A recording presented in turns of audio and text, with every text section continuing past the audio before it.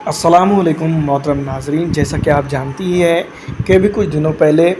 तकरीबन मैं आपको बता दूं कि करीब 5 से 5.5 लाख के करीब जो है तो लोग गुस्ताख़ी रसूल को लेकर अरेस्ट किया जाए या फिर इस तरह की गुस्ताखी आगे ना हो, ये सोचकर इम्तियाज़ जलील मुसलमानों की क़यादत करते हुए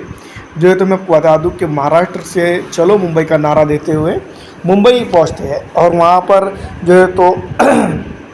किसी भी पार्टी का बैनर तले जो है तो ये काम नहीं होता है और सीधे तौर पर जो जिस तरह से गुस्ताख़ रसूल है उसके ख़िलाफ़ जो है तो मोर्चा खोलते हैं। वहीं मुसलमानों के ख़िलाफ़ लगातार बयानबाजी करने वाले नारायण राणे के बेटे के भी ख़िलाफ़ दोस्तों मैं आपको बता दूं कि इसके अंदर जो है तो बातें की जाती है। लेकिन क्या वजह है, क्या ज़रूरत है, किस तरह से और काय को, ये कई एक सवाल खड़े होते हैं कि ये लोग इस तरह की ज़ुबान दराज़ी और इस तरह की दोस्तों मैं आपको बता दूं कि जुर्रत करते हुए नज़र आ रहे हैं। सबसे पहली बात दोस्तों मैं आपको बता दूं कि इस तरह के मलून या फिर इस तरह के जो है तो मैं आपको बता दूं कि दूसरों के धर्मों के ऊपर टारगेट करने वाले, इनको खुद के धर्म के बारे में कुछ मालूमात नहीं है। दूसरी तरफ अगर हम बात करें तो मैं आपको बता दूं कि जिस तरह से गुस्ताख़ रसूल की बात की जा रही है, ये मामला हिंदुस्तान के अंदर नया नहीं है या फिर इस्लाम से जुड़ा ये मामला नया नहीं है। इसको हम ये भी कह सकते हैं कि जब से हज़रत मोहम्मद मुस्तफ़ा सल्लल्लाहु अलैहि वसल्लम इस दुनिया में तशरीफ़ लाए, उसके बाद से ऐसे मलून कई बार पैदा हुए हैं और जो है तो इनको वक्तन फ़ौक्तन जो है तो मैं बता दूं कि रेजिस्टेंस का भी सामना करना पड़ा है।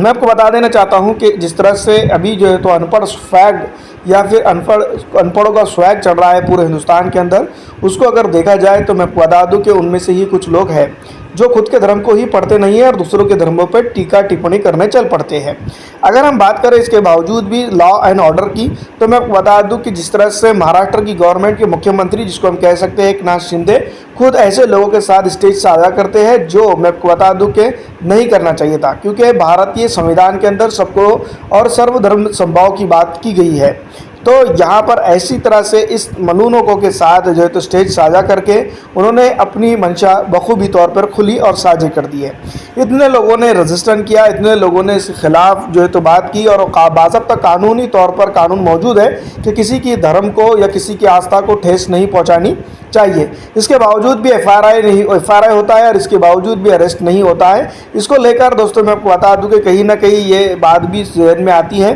कि जो मौजूदा गवर्नमेंट है,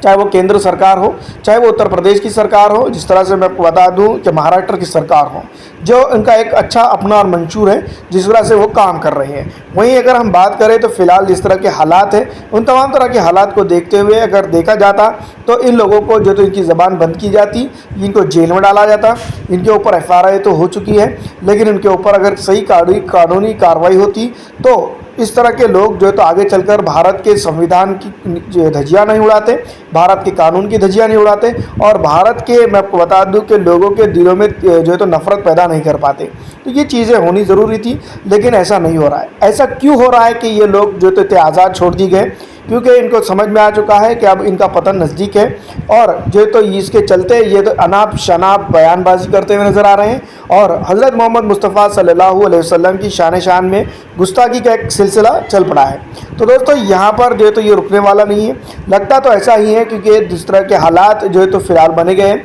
चाहे वो सोशल मीडिया प्लेटफॉर्म हो या अलग अलग जो है तो स्टेज हो, जहाँ पर इन लोगों को एक आसान टारगेट के तौर पर ये मिल चुका है और इसको ये अपना जो है तो धर्मी फरीज़ा समझ के ये बात करते हुए नज़र आ रहे हैं, जबकि ऐसा नहीं है। दोस्तों मैं आपको बता दूं कि उमूमन इस तरह के हालात जो है तो पेश आ रहे हैं और असल मुद्दों पर से जो है तो जनता का ध्यान भटकाया जा रहा है, क्योंकि वादे किए गए थे 15 लाख के, वादे आगे जो है तो 1500 पर बात वो आ गई है। दूसरी तरफ डेवलपमेंट के वादे किए गए थे, डेवलपमेंट नदारत है और पिछले 10 से 15 सालों की अगर हम राजनीति देखें, चाहे वो कांग्रेस का ही दौर क्यों ना रहा हो और अब तक की अगर तमाम तर चीज़ें देखी जाए तो दोस्तों मैं बता दूं कि ऐसे नफरती चिंटू बाज़ार में आ चुके हैं जो पूरी तरह से सिर्फ नफरत फैलाने का काम कर रहे हैं। तो ऐसे लोगों को समझने की ज़रूरत है और इस अनपढ़ फैग या फिर अनपढ़ स्वैग को छोड़ने की ज़रूरत है। फिलहाल इस वीडियो में